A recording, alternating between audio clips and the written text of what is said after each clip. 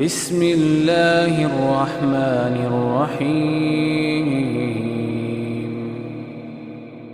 اگر کسی کو حفظ کرنے سے تکلیف ہو رہی ہے تو پہلی بات یہ کہ آپ یوں سمجھ لیں کہ آپ جو تکلیف محسوس کر رہے ہیں خود یا آپ کا بچہ محسوس کرتا ہے، یہ یقیناً بلا وجہ نہیں، اور یہ قرآن کو حفظ کرنے میں تکلیف ہوگی۔ آپ سائنس میں داخلہ لے لیں، میڈیکل میں داخلہ لے لیں، کہیں بھی داخلہ لے لیں، تکلیف نہیں ہوگی۔ یہ قرآن ہے، یہاں تکلیف ہوگی۔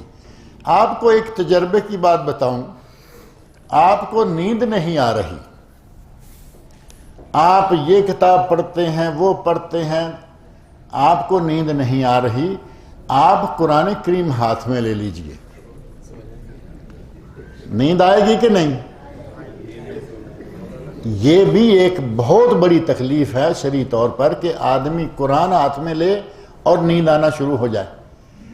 اسی طرح قرآن کریم کو حفظ کرنے کا ارادہ کیا، آدمی کا کان درد رہتا ہے، پیٹ درد رہتا ہے، سر درد رہتا ہے، یہ ہوتا ہے وہ، اور بہت سارے ایسے معاملات ہیں کہ وہ ہمارے بس سے ہی باہر ہوتے ہیں، نظر ہی نہیں آتا کہ ہے کیا۔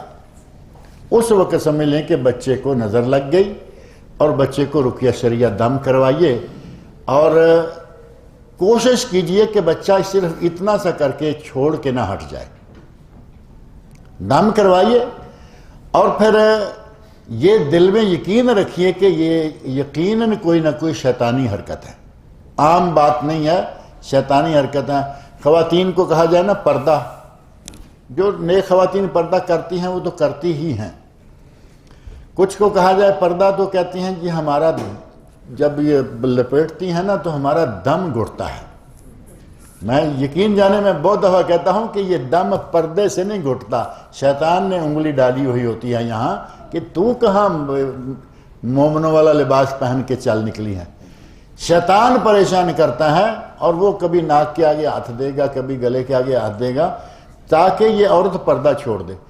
بہت سارے واقعات میں پرسنلی سنتا رہتا ہوں، پرسنلی میں بھی ادارے کے رشتہ داروں والا، بہنوں بھائیوں والا، گلی محلے والا ہوں، کہتے ہیں جی وہ نہیں، وہ چادر ٹھیک ہے، چادر لے لی، برقع نکال دیا، چادر کے بعد دوپٹہ لے لیا، چادر گئی، اور مسئلہ صرف یہی ہے کہ وہ جی وہ دم گھٹ جاتا ہے اور یہ ہو جاتا ہے۔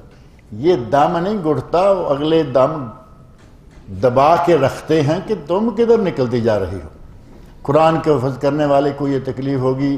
دینی مدرسہ کے لیے آپ بچے کو تیار کر کے لے کے جائیے، ہو سکتا ہے کہ مہینے 2-3 چلے اور تکلیف ہو جائے۔